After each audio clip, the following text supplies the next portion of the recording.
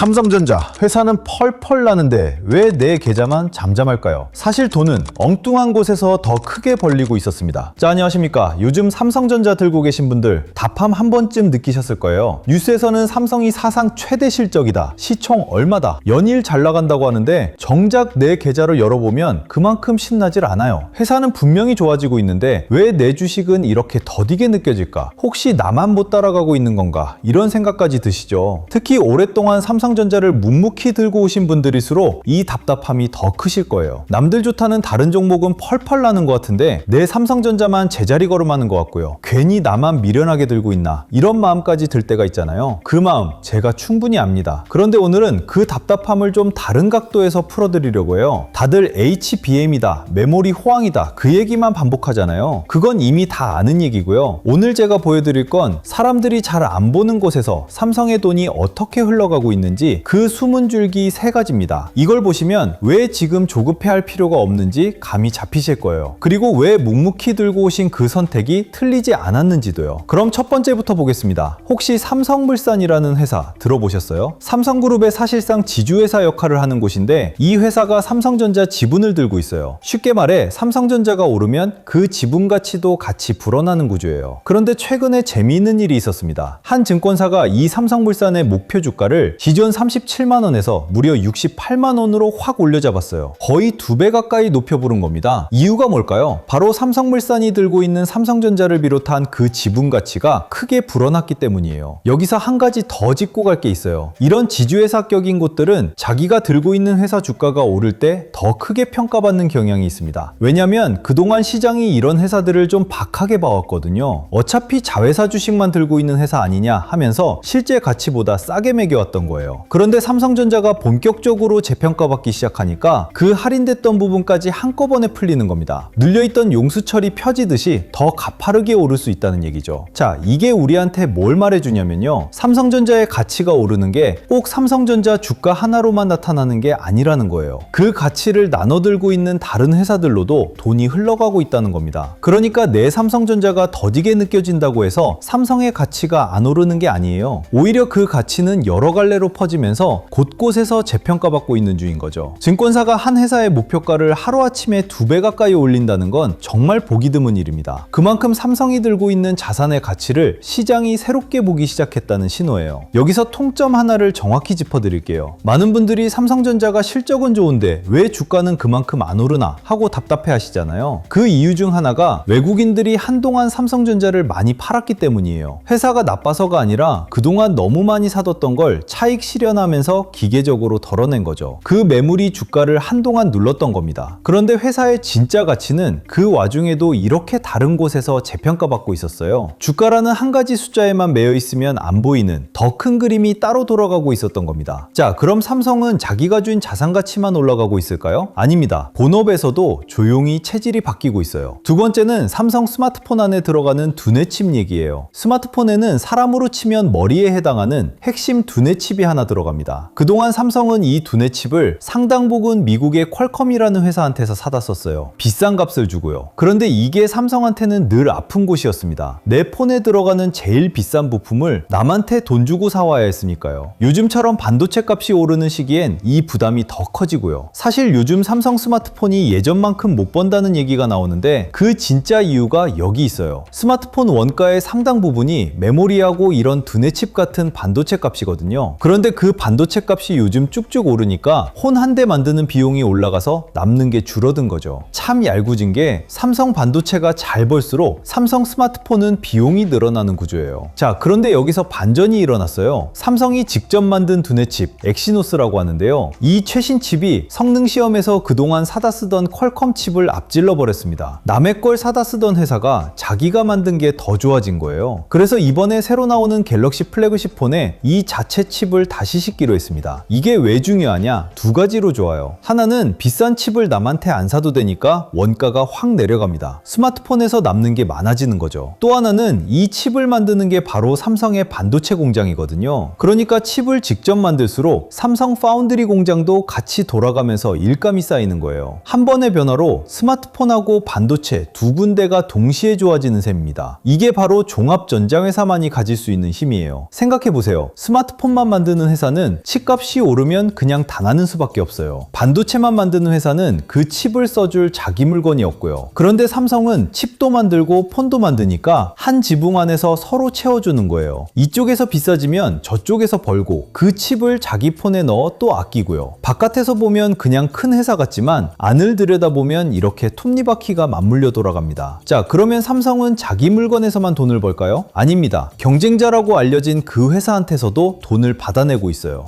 결론부터 말씀드리자면 그 경쟁자는 바로 애플입니다. 스마트폰 시장에서 삼성하고 애플은 누가 봐도 맞수죠. 그런데 정작 아이폰을 열어보면 그 안에 삼성 부품이 잔뜩 들어가 있어요. 특히 화면, 그러니까 디스플레이가 그렇습니다. 애플이 새로 내놓는 폴더러블 아이폰, 그러니까 접히는 아이폰이 나오는데 그 핵심인 접히는 화면을 삼성이 사실상 독점으로 대기로 했어요. 거기다 맥북 같은 노트북 화면까지 삼성 디스플레이로 바꿔가고 있고요. 원래 애플은 부품을 한 군데에 안 맡기는 걸로 유명한 회사예요. 값을 깎으려고 일부러 중국이나 일본 업체를 끼워 넣어서 경쟁을 시키거든요. 그런데 이번엔 그게 잘 안 됐습니다. 중국 업체가 품질을 못 맞춰서 떨어져 나갔고 결국 그 좋은 화면을 만들 수 있는 데가 한국밖에 안 남은 거예요. 그러니 무슨 일이 벌어지냐? 애플이 폰을 많이 팔면 팔수록 그 화면 값이 고스란히 삼성으로 들어옵니다. 경쟁자가 잘 되는 게 오히려 삼성한테 돈이 되는 묘한 구조인 거죠. 게다가 접히는 폰 시장은 이제 막 커지기 시작하는 단계예요. 애플이 처음으로 접히는 아이폰을 내놓으면 이 시장 자체가 한 해 만에 절반 가까이 커진다는 전망도 나옵니다. 그 커지는 시장의 화면을 삼성이 거의 독차지하고 있으니 시장이 크는 만큼 삼성 목도 같이 불어나는 거예요. 실제로 삼성의 이 접히는 화면 점유율이 절반을 넘어 더 올라갈 거라는 분석도 있고요. 삼성한테는 이게 아주 든든한 캐시카우, 그러니까 꾸준히 현금을 벌어다주는 젖소 같은 사업이에요. 메모리 값이 출렁해도 이쪽은 또 따로 돈을 벌어다 주니까요. 여기까지 들으시면 그럼 다 좋은 거 아니냐 하실 수 있어요. 그런데 제가 좋은 얘기만 하면 그건 정직한 게 아니죠. 조심해야 할 부분도 같이 말씀드리는 게 맞습니다. 하나는 중국이에요. 지금은 삼성이 화면이든 칩이든 앞서 있지만 중국 업체들이 무서운 속도로 쫓아오고 있어요. 이 격차가 좁혀지면 지금의 독점적인 위치가 흔들릴 수 있습니다. 또 하나는 이 세 가지가 다 당장 눈앞에서 주가를 끌어올려주는 재료는 아니라는 거예요. 지분가치든 자체 칩이든 화면 사업이든 시간을 두고 천천히 쌓이는 이야기입니다. 그러니 당장 며칠 안에 폭등을 기대하고 들어가시면 지치실 수 있어요. 그리고 아까 말씀드린 외국인 수급도 아직 끝났다고 단정하기는 일러요. 이 사람들이 다시 사들이기 시작하면 주가가 탄력을 받겠지만 그 시점이 정확히 언제일지는 아무도 모릅니다. 그러니 곧 오르겠지 하고 무리하게 베팅하기보다 흐름이 돌아서는 걸 확인하면서 차분히 대응하는 게 맞아요. 자, 그럼 이 세 가지를 손에 쥐고 정리해 보겠습니다. 하나는 삼성이 들고 있는 자산 가치가 곳곳에서 재평가받고 있다는 것. 하나는 사오던 핵심 칩을 직접 만들면서 원가하고 반도체가 동시에 좋아진다는 것. 그리고 경쟁자인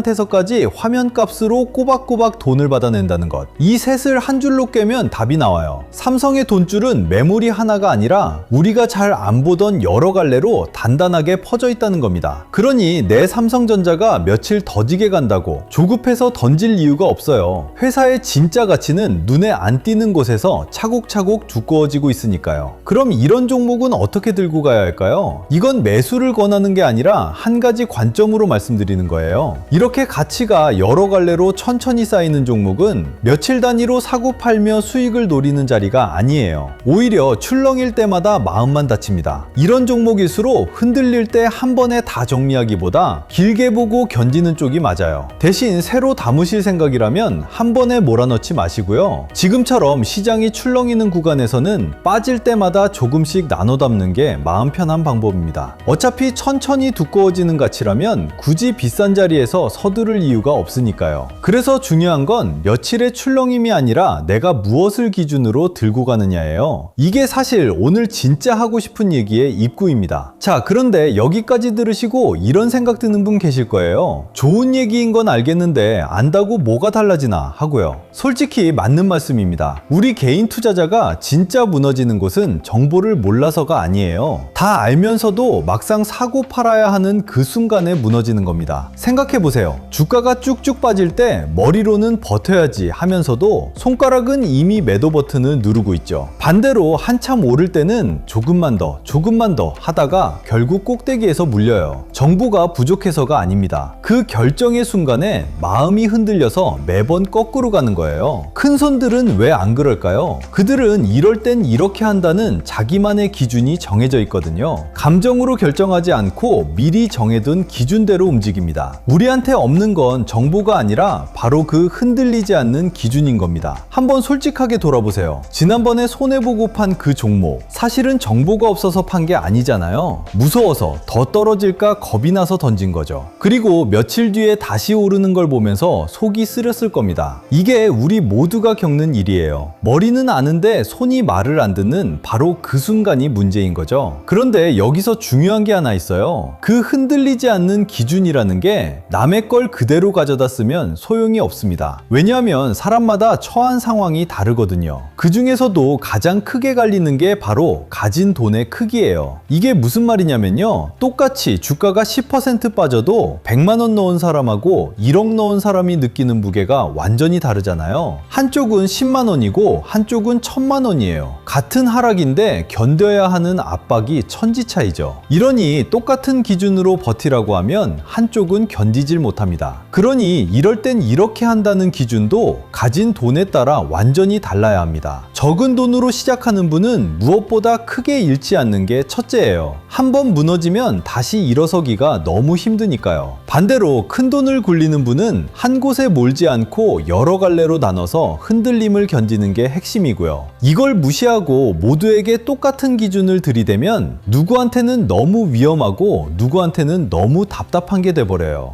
그래서 제가 영상 보시는 분들을 위해 한 가지를 만들었어요. 바로 흔들리는 순간에 펴보는 나만의 기준표입니다. 오해 먼저 풀고 갈게요. 이거 돈 받고 파는 거 아니에요. 한 푼도 안 받습니다. 그냥 제 영상 보시는 분들이 그 결정의 순간에 덜 흔들리셨으면 하는 마음에 만든 거예요. 안에는 뭐가 들었냐면요. 주가가 빠질 때, 멈춰 있을 때, 오를 때 이 세 가지 상황에서 각각 무엇을 확인하고 어떻게 마음을 잡으면 되는지를 차근차근 정리해 담았습니다. 머리가 복잡해질 때 펴보면 지금은 이렇게 하면 되겠구나 하고 길이 잡히는 거죠. 그리고 이 기준표는 한번 만들어 놓고 끝이 아니에요. 시장 상황은 계속 바뀌니까 받으시는 그 시점에 맞춰서 가장 최근 상황으로 손봐서 보내드립니다. 그리고 아까 말씀드렸듯이 이 기준표는 가진 돈에 따라 다르게 보내드립니다. 전 재산이 300만 원인 분과 3억을 굴리는 분에게 똑같은 종이를 드리면 안 되니까요. 300만 원이신 분께는 잃지 않는 것에 초점을 맞춘 기준을, 3억을 굴리는 분께는